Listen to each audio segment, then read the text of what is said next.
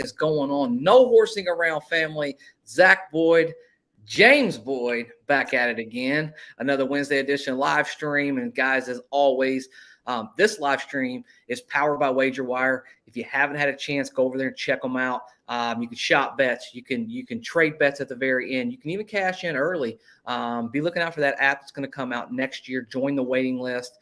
We use it. We enjoy it. www.wagerwire.com, www.wagerwire.com. James, how are you doing, my friend? I'm doing good. Obviously, we're getting down to the wire here when it comes to the draft. I'm excited about that. We're through, pro days, going through top 30 visits, individual workouts. So it should be very exciting to see, how it all plays out. But obviously, it's getting closer, but it's still not close enough to really know what's going to happen. Yeah, I mean, 100%. And that's why I was so interested in having you on here, because I always love your unique takes. And we're just going to kind of hash it out. We'll just take our time. We'll go through a few different scenarios. But I think before we get into the scenario of who, maybe, what, when, and why, I think I want to start with Lamar. And here's why. He's the ultimate domino. And to me, if you're sitting at 4 and you're not going to get one of the first 2 quarterbacks in this draft, or it's not likely, I should say, he's clearly the best quarterback, right? Like he's clearly the best option out there. I say that, but then you have so many other layers to this Lamar. And we were talking a little bit before we got on here. You're kind of working on a little bit of that story. You don't have to give too much into that, but just some thoughts about Lamar and just how you feel about how he's gone about it, and if it's even a possibility of him being a Colt. Yeah, so I'll be up late tonight finishing up another rendition of the Lamar Jackson story. It's not solely based on what the Colts would do, but I do think it's worth looking at it from a step back, so to speak, and really just diving into the nuance of what he's doing without having an agent, being a former MVP, being a dynamic player, but also, being injured the last few years, not having the playoff success. So Lamar is very much like the 4 quarterbacks in the draft, at least the top 4, and Hendon Hooker as well, so the top 5, where there's all this upside, but there is some drawbacks. And I agree with you, Zach, when you're saying he's the best quarterback option. Absolutely, because he's proven he can be the face of a franchise, he can be an MVP, he can be one of the best players in the NFL. However, he isn't an unrestricted free agent. He comes with, likely a massive guaranteed deal. We all know that Jim Irsay said he's against fully guaranteed deals of that nature. And then there's also the most likely having to give up 2 first-round picks. Now, I know a separate trade could be worked out, but if you're the Ravens, why would you get rid of him for less than 2 first-round picks? Unless he absolutely digs in his heels and he says, I just don't want to play for you all anymore, and you kind of lose your leverage. But I do think that, he is a special player, but it's not so undeniable to the point where it's a no-brainer. And so I think that Patrick Mahomes, for example, could ask for a fully guaranteed deal and get it like as soon as he asks for it. Yeah. I think that Joe Burrow could do that with his contract coming up. So I think he's probably more of an interesting case study. I don't know if he would be as, I don't want to say defiant as Lamar, or let's say confident, I guess. But I think he could push that needle. And so it's all fascinating to me because, again, you have a guy who is 26, former MVP, has the injury history, but, I mean, you're banking on a player in this draft hopefully becoming as good as him, essentially. And so what's better than just getting the guy himself? Yeah, exactly. So, I mean, I could go back and forth about it all day long. I do think that he is fascinating. If you're asking me who I want to cover, of course, bring that guy to town. Like, I would love to see what that is like up close and personal. But at the same time, there are other options out there, which may be better for your long-term future. You bring Lamar in, what does your cap space look like, and things like that. So I do think that there's options there with Anthony Richardson and Will Levis being 2 of the most likely options. Yeah, I mean, there's no question about it. Want to say what's up to Jeff Colton. Thanks for hopping in here. We'll get to some of your comments down the road. Last thing kind of on Lamar, I'm sure we'll maybe get back into it as we go, but what is What is it? I mean, nobody has even sniffed a real serious offer for Lamar. Why, James? Like why? Yeah. I know the Colts have said, anytime you have a special player, you got to call on them. We're really the only team on record to even say that we've even went that far. But my question is why and how has he not even been, in a serious conversation? Maybe he has. I mean, we just don't know because he doesn't have an agent. But Yeah, I think there's a number of factors in it, right? I do think it comes with him being sort of an enigma when it comes to the quarterback position. I don't say that in a bad way. It's just that he's not a plug and play quarterback. For example, the Rams went out and got Matthew Stafford. They went to the Super Bowl. They didn't have to change much. They just had a better player at the position who could make all the throws better, and they won the Super Bowl. I think that with Lamar, if you get him, you have to change everything around him. And for example, the Colts have the coach who's proven that he can do it with a variety of quarterbacks. So maybe that's more enticing to them than other franchises where they've had more traditional players or they haven't had that history, with their coaching staff where you can say, okay, look, this is where he's done it and it's worked. So that's one thing. I think another thing is also the injuries. Is it sustainable? Can he play that style and stay healthy? And I get it. People will tell me, oh, he got hurt, when he wasn't scrambling. It was actually because he was in the pocket and he got hit. But the bottom line is, in this league, they care about your availability. And so not being out there, being 26, like is his 26 the same 26 as a Tom Brady, Joe Burrow, Patrick Mahomes 26? Or is it he's really 29 because of the, wear and tear, and how long does he last at that style? How fast is he, 5 or 6 years from now? I would definitely say that it's more likely that Patrick Mahomes' style of play, the style of play of Matthew Stafford or Tom Brady, those people, I do think that those styles are better suited for long-term health and success. And so that's another factor. I do think the obvious factor as well is that some teams just flat out do not want to pay a guaranteed contract. Yeah. And I respect Jim Irsay for just coming out and saying he is against it. At least then you can say, okay, if it's not fully guaranteed if they pursue him, maybe it's something else close to fully guaranteed or something along those lines. Yeah. I respect that rather than, for example, the Falcons owner coming out and saying, oh, well, he's been hurt the last few years. Availability really matters. You all went out and tried to get Deshaun Watson last year, and he's torn his ACL twice. He missed an entire season because of the alleged misconduct that he had. He missed 11 games last season because of the things that were going on. And so I just felt like that was disingenuous to say. Just say that you'd rather not pay the guy than to come out and say or question his availability when you just tried to get someone else in that same way. And the only reason you didn't get him is because you didn't offer him guaranteed money, or at least to the effect of the Browns. And so those are all factors I think that make this such a unique situation. Again, if he was more of a traditional quarterback, if he were Joe Burrow-esque, and I'm not saying even Lamar has to be that because, Joe Burrow's never been, MVP. And on the flip side, Lamar's never been to Super Bowl. But again, I just think that those are factors that make this a situation that is unprecedented, and we might see an unprecedented result. I mean, you usually don't see players of this magnitude negotiate their own contracts and then do so seeking fully guaranteed money. Roquan Smith did it, obviously, but this is an entirely different level to it. Yes. And I do think not having an agent muddies the waters because you don't have that liaison, that middleman, that bridge to sort of shield you from people telling you flat out to your face, I don't think you're worth this. Like that has to hurt, right? I mean, that has to sting a little bit. And that just makes things more, combative, I would imagine. So we'll see. Yeah. I mean, ultimately he's got one offer, and that's from the team he plays for right now. Exactly. Think about it. I mean, I guess a guy told me a long time ago, you are what they're willing to pay. I mean, that's what you're worth. I mean, if you think you're worth $50 million a year and they think you're worth 34, well, water's got to find its level at some point. I'm going to get into some of these comments here.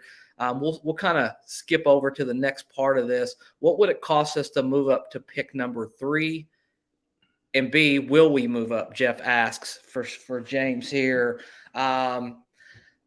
Man, that's a rough spot to be in if you're Chris Ballard, right? Like Oh yeah. knowing you're going to trade with a team that you know is not going to take a quarterback, but you're still probably going to have to give up something substantial to make sure a team behind you doesn't just jump you. And then now you're 4 and you're going to get the 4th quarterback, not the 3rd quarterback. Probably not the quarterback you want either. So that's a fascinating one.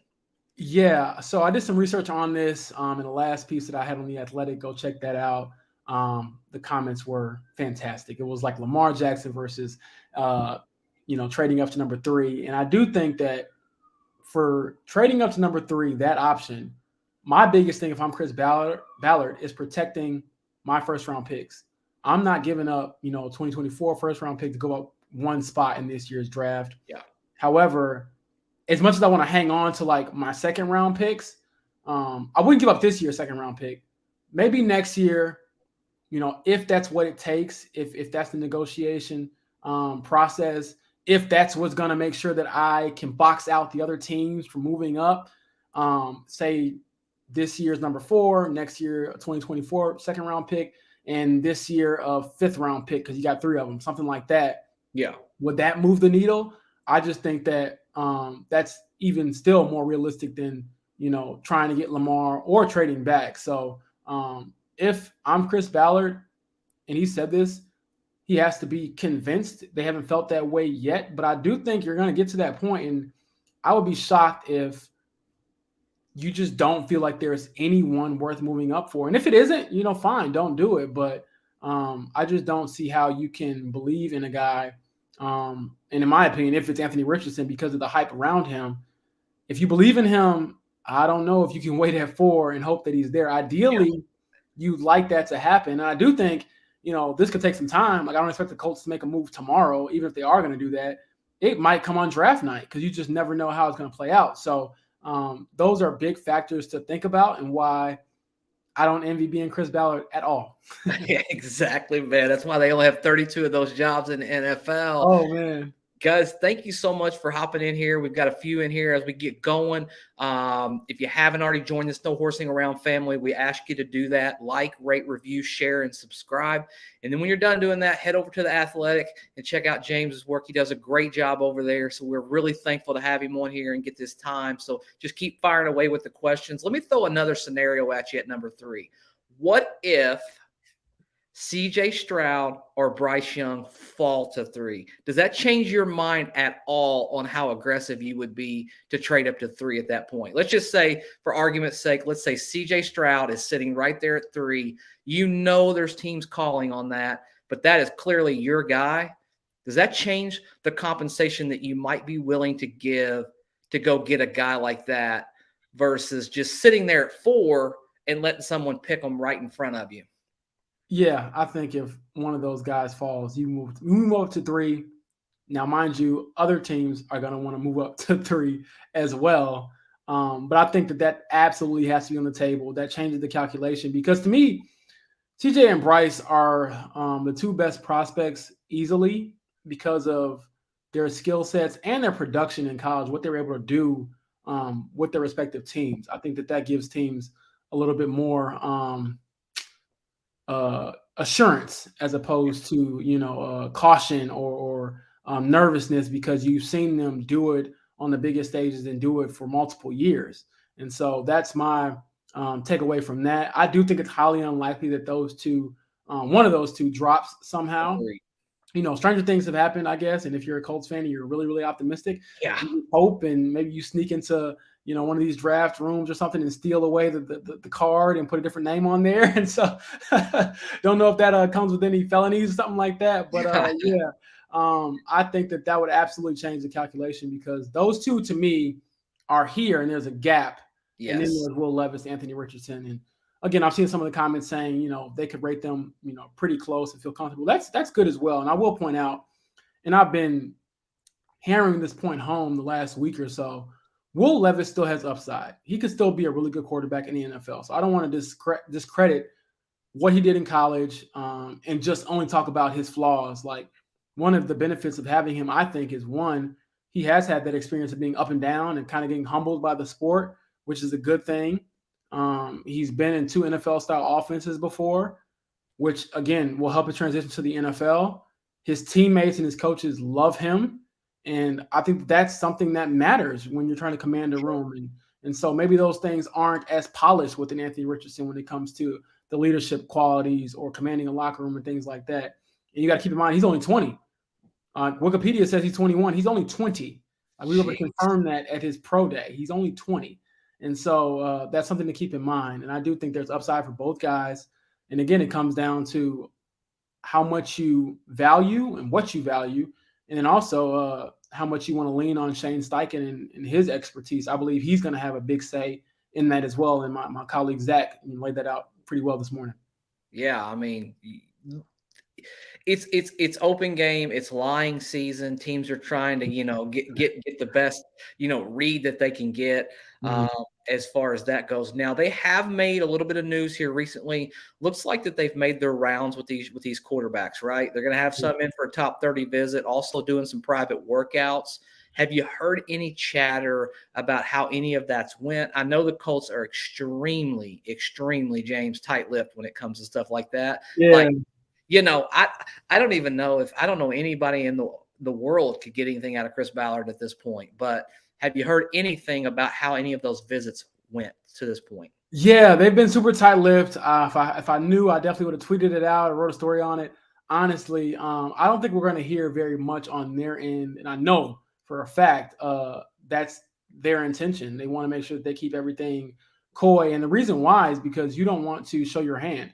Even when Ballard was saying, and I didn't give too much credence to it or give it too much thought, but he's saying, oh, yeah, we could trade back. And I'm like, don't read too much into that. That's him being a good GM and making sure he maintains as much leverage as possible to ensure that, they don't get, I guess, swindled or they don't get blindsided or, basically one-upped in a deal that's very one-sided, because they said something too soon, still want to get their guy, and now they have to pay a bigger price to do it. So I expect this stuff to, be pretty quiet. And the funny thing is, even if the players come out and say that they, went on a visit with these people or do interviews, they're all going to say they went great, right? Nothing ever goes bad in these interviews. Everything was great. He had a great mind, great, dinner, great meeting, all these things. And we'll know how great it was come draft day. Yeah, exactly. Yeah, the one that went great is when pick number 4, that card gets called in. Exactly. 22 days away from the draft. I feel like we've been talking about it for 22 years at this point, James. But here we are. So you speak of Richardson earlier, and I think Daniel Jeremiah has a great take on this. If you're going to the grocery store and you're going to buy a lottery ticket, what do? You look at the prize, right? You look at what can be the biggest winner on, if me and James spent the night out and we went up downtown Indy and we're going to wrap the night up, and we're like, you know what, let's get a lottery ticket before we go home. I want the one that's going to give me the biggest possible winning that I can possibly get. And for me, that's Anthony Richardson, right? Like there's a possibility that this guy could turn into be something extremely special. But there's probably just as equal of a possibility of him getting into the NFL and just never figuring it out and never finding a way to be, a real complete quarterback and being able to complete passes, on a regular basis. Just thoughts on Anthony Richardson. Yeah, I completely agree. Everyone knows, I think at this point, that I was the guy at the Combine who asked Anthony Richardson about being the quote unquote project quarterback. And you did. Oh man, maybe one day I'll be in his Hall of Fame speech, but until then, I thought it was a fair question, and I didn't phrase it, at least I thought, in like a disrespectful way. The original question seriously was, hey, teams have this, project label on you. What can you bring a team right now versus what can you bring them in the future? Now I could have just kept the project part out and asked the second half of that question. But I thought that I got a real answer from him because, one, he was a bit irritated with the question. He responded to me and said, I don't even know what that means. Whatever, that's fine. And then someone else followed up and asked him about being a one-year starter and being inexperienced. And he said, points to me. Well, my guy here said I'm a project, so I guess I got some things to work on. I'm like, dang, like I'm in this scrum and everyone's laughing. It's all funny. I didn't take it personal. I hardly ever do in this field. You got to have thick skin. If we criticize players, they can criticize our questions all they want to. That's fine. However, I do think it's worth mentioning, at least asking him that question, because he's not being drafted because he was a great quarterback at Florida. He's not being drafted that high because he was a superstar or a Heisman Trophy candidate or an All American. He was an okay college quarterback. That's pretty much it. And so it is a lot to do with his upside, whether he wants to admit it or not. And I do think that that's a fair statement to say. And because of the word upside, everyone loves upside when you think about what it could become. Yeah. But to me, it's sort of like a backhanded compliment because everyone's saying what you could be, but what you aren't. And the same thing can be said for Will Levis, big arm, he's got the mobility, he's got the toughness, he's got all the things that you can't teach. But then it's like, okay, what if he doesn't reach his ceiling? What if he isn't Josh Allen 2.0? Who is he then? So these are all real, issues and real questions that need to be addressed. And I felt like maybe it wasn't the nicest question and maybe it wasn't the feel-good question because everyone there was asking about being compared to Cam Newton and Lamar Jackson. And in the back of my mind, I'm like, wait a second. These guys won Heismans. They went on to win MVPs in the NFL. So that's worth noting, when we talk about the comparisons. Now, I'm happy you bring that up too, James. Yeah, I mean, I'll let you take it from here. But physically, though, Zach, I mean, I can't lie and say the guy isn't enticing. He looked like Superman when he walked out at the combine and he threw and ran like him too. Yeah, I mean, there's no question about that. Impossible for him not to know what a project means. I know he probably took a little bit of offense to that. I think that's probably pretty responsible reporting. You're asking questions up there, and like it or hate it, when you don't complete a pass until midway through the third quarter of an actual football game, you are a project, right? Like it is what it is, and you can take that for whatever it is. That being said, high praise from just the way he's handled everything to this point, and just an incredible athlete, man. I mean, just an incredible athlete. Mm-hmm. But I feel like, James, we've been down this road before in the NFL, not just with quarterbacks, but just with players in particular. You get these freak athletes, they come out, you draft them, and the next thing you know that they don't always work out, right? Like you are taking a real risk. When you go out there and you take a guy like Anthony Richardson. I don't know. I mean, it's going to be fascinating to see. You would have to think, though, James, that Chris Ballard and his team here in the next week or so, they're going to be zeroed in on a guy, right? Like you got to start zeroing in on a guy. I mean, you're doing your diligence. You're going to these meet and greets. You're having these top 30 meetings. At some point, you got to sit down in a room and say, okay, here's our guy. How do we get him? How do we get that guy on this football team? And I don't know, man. I mean, there's been a lot of rumblings about potential Hendon Hooker's name started to come up. I know they mentioned that Jaron Hall out of BYU had a private workout with the Colts. Is it impossible for me to think, James, that we don't actually end up selecting a quarterback at pick number 4? Like, is that just Zach Boyd losing his damn mind right here on this live stream, or is it actually something that could happen on draft night? Talk me off my ledge. Yeah, I'll talk you off the ledge. I do think that it's a possibility, but a very small one from the way that I see it, mainly because I look at it like this. Chris Ballard is on his last legs, so to speak. Even Jim Irsay, who's been, 100% in on the guy, he kind of let the door open a little bit, saying, hey, everyone has to perform. He said that at the owners' meetings. And so that's a good one. I think that if I'm Chris Ballard, I don't know how I feel if I bank my future on Hendon Hooker or Jaron Hall. And maybe I don't feel that great about doing it with Will Levis or Anthony Richardson either, but to me, there's a gap in between those players as well. And so this is where I think that you hired the coach that you believe in Shane Steichen. You need to make sure that you hire, in my opinion, or not hire, but pick the quarterback you believe in that you think can be brought to his potential by Shane Steichen. So I expect a quarterback to be taken at number 4, possibly number 3 if they move up.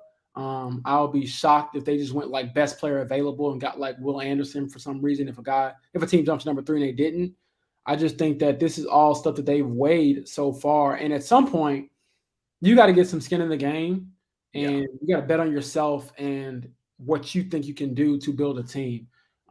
He's been through this process of being a GM with the franchise for 6 years, going on 7, and you've never drafted a quarterback in the first round of your tenure. It's time, and I think that is something that you have to own. Now, he doesn't have to tell us publicly that he's doing that or he's owning it, but I expect come draft night that the quarterback's name will be called in that top 4. He's going to be heading to Indianapolis. Now, if that doesn't happen, I mean, more power to Chris Ballard because he's tougher than me. And he always says we're going to bring the pitchforks out and things like that. But I think that it's really warranted at this point that they go the quarterback route because not only because I'm saying it, but your owner's saying it. Yes. Everything Jim Irsay has said indicates that he would prefer going after a young quarterback in the draft, getting his own guy and believing in his own guy. And granted, it's not the number 1 pick, but, getting their own guy has worked out pretty well in the past for this franchise. So maybe you get somebody and they lead you out of the abyss that has been these last few years since Andrew Luck retired. Now, we'll just say one more thing. Who are the Indianapolis Colts? Like, since this franchise moved to Indianapolis, who are they outside of the Andrew Luck and Peyton Manning years? The franchise hasn't been that great. So it's time to hopefully, strike gold a third time, get a guy who can turn your franchise around. Will it take longer? I do think so, considering that there isn't that type of prospect in this year's class. But welcome to the rest of the league. I mean, that's what they've done, and it's worked out well in other cases, and you have to believe that it's going to work out well for you too if you do your homework. Yeah, I mean, and I mean, you're in a situation where you're not in a can't miss situation. You're not looking straight in the eyes at a Peyton Manning or an Andrew Luck or even a Joe Burrow, Trevor Lawrence, anybody like that. You're too early. No Caleb Williams, until next year. So yeah, and Chris Ballard's leash is not long enough to make it to Caleb Williams, if you ask me. I mean, I wouldn't say that you're wrong about that. I mean, at some point, don't get me wrong. If they get Anthony Richardson or Will Levis and they don't even play, I don't know, for half the season or something, while you work them in, and the Colts have an awful season and end up in the driver's seat with the number 1 pick, you absolutely have to consider taking Caleb Williams, and everyone's going to forgive you for it and not judge you for it. But I do think that, you can't bank on that experience. Now, I know fans will say that. Why don't they just tank? And it doesn't work that way, man. Like Gardner Minshew back there, and the NFL is weird and cruel. Like, you might mess around. Seriously, I think that Gardner Minshew, as a full-time starter, is probably good enough for 3 to 4 wins. And 3 to 4 wins could be the difference between you having, the 2nd pick or the 5th pick. So you just don't know. Yeah, and one thing's for sure, if you don't get the 1st pick next year, you're not getting Caleb Williams. You never say never, but you almost feel it's a little bit like a Victor Wembanyama situation where if you know, you know.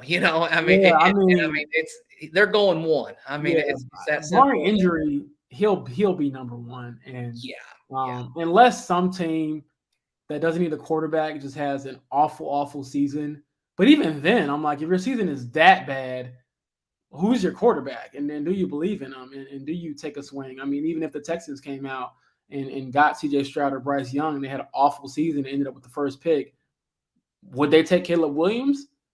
Probably. I mean, it's not something to sneeze at or overlook. I just don't know if, like you said, Ballard can survive that long and go through another QB change. Now, that's all speculative. It's all, to be determined.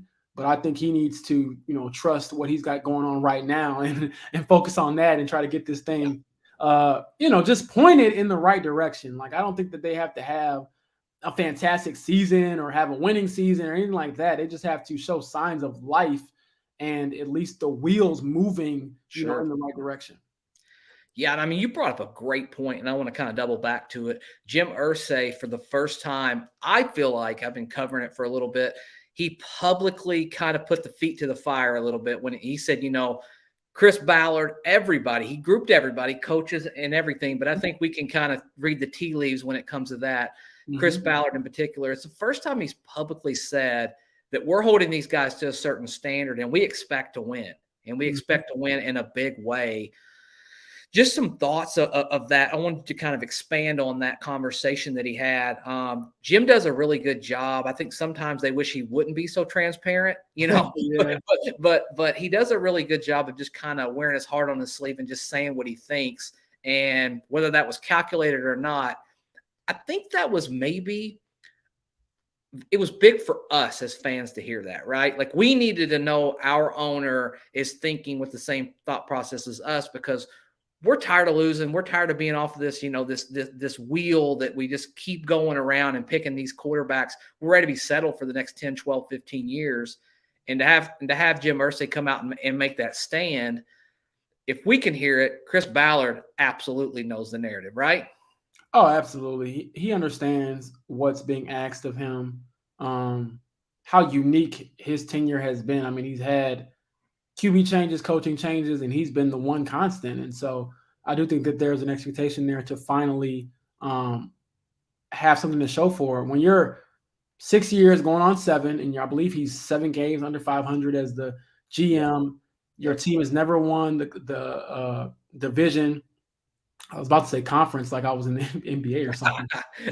But your division, these are things that are going to be tied to your legacy. How do you want to be remembered? How do you want, your thing to go? And I can imagine this is not what he envisioned. And at some point, again, you want to be able to point to an inflection point in your tenure where, okay, this is where we started to get it together. And this could be that season. So I expect, I'm seeing the comment here. I expect a quarterback to be taken top 3, top 4 by the Colts. So again, I wouldn't, lose any sleep over that if I'm a Colts fan. I know the pieces I've put out, even myself personally, like, I'll own that. Part of it is to get everyone talking and to get engagement, but I do try to lay out why or why not, this might be realistic. I remember writing in my Hendon Hooker piece, how it could happen, but why it's unlikely. Same thing with Lamar. Lamar versus the number 3 pick. Like, I'm never going to just cheat you and say, this is what they're going to do. This is what should happen. Like, nah, I'll give you the nuance of it. But yeah, I do think that more likely than not, the number 1 order of things on my board is, drafting a quarterback, possibly trading back, which is, again, way, way, way down. And Lamar is somewhere way down the street, because I just don't think that the money and all that could even be a real option for them. I know Jim Irsay said they have the money, which was a great flex, by the way. It's I got $200 million. I got it. But I think that, Chris Ballard, GMs are judged by the quarterbacks they choose most of the time. And so you got to choose one high, and trust that Shane Steichen and the rest of the crew can get them together. Yeah, I mean, I guess if anything, James, the time is now, right? Like, we just the wait should be over. Yeah. I mean, I cannot imagine Jim Irsay and Chris Ballard in the same room on draft night, and Chris Ballard doesn't pick a quarterback at number 4. I mean, that's going to be you want to be a fly on the wall in that situation. I mean, that is going to be, wow. That'd be very difficult. Let's kind of get into just. I'm really curious into some of these guys who have just recently come in. You mentioned Hendon Hooker earlier. Does age bother you, James, at all? Because I know you hear a lot of people say, man, I really don't like the fact they're going to be 25, 26 by the time they're done injured. I don't guess in the modern NFL, where guys can play till they're 37, 38, 39 years old, I probably worry quite as much about age as I have in the past. But just what are your thoughts on age being a factor in the process of selecting a quarterback? I do think it's a factor. It's a factor in every major sports league, though. There's players when I was doing Pacers coverage where a guy would be 17 or something, or 18 in college, and you're looking at when his birthday is, because that could decide whether he's a first round pick or not. Seriously, if the comps and the skills are similar. I do think that with Hendon, though, the biggest thing is the ACL. Yeah. And probably the offense he ran at Tennessee, which I touched on in my piece. Like everyone talks about his age. He's 25, gonna be 26. I get that. That's not ideal because ideally you'd like for, to draft someone who could be there for 15 years instead of 10 or whatever. But the bottom line is you want to get a guy too. So if it's 10 good years versus 15 mediocre ones, then that's a whole different story. But I do think that that's a bigger factor. Just the offense he ran and the ability to read, defenses and stuff like that. Like they had a really spread out offense that's not running the NFL. A lot of simple reads, a lot of space to work with. That's not the NFL. Even the spaced out offenses and San Francisco is probably the best example of that. But that's because they have dudes everywhere. Like that's not typical of the NFL team. We could just scheme up guys and have playmakers who do things that other guys can't do. Like every team does not have Debo and Christian McCaffrey to work with, and George Kittle and other guys I'm probably forgetting. And so that to me is a bigger factor probably than his age. And then when you do have other players who are younger, and even when Hendon's healthy, he's not significantly better than them.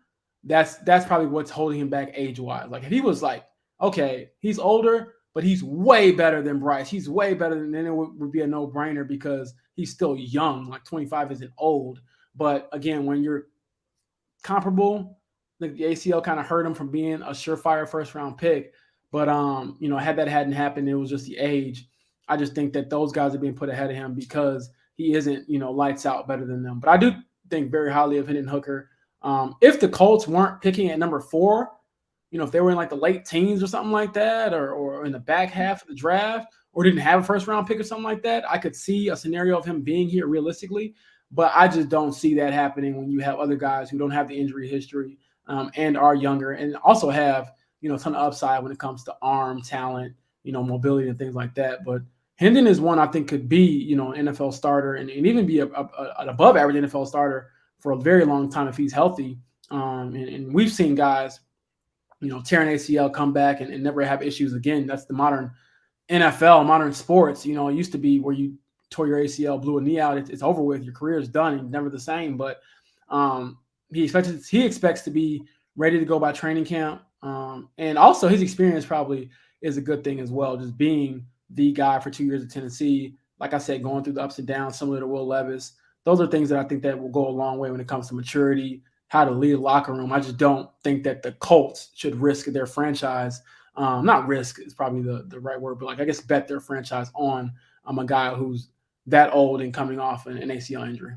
Yeah. I mean, a lot of really, really good points there.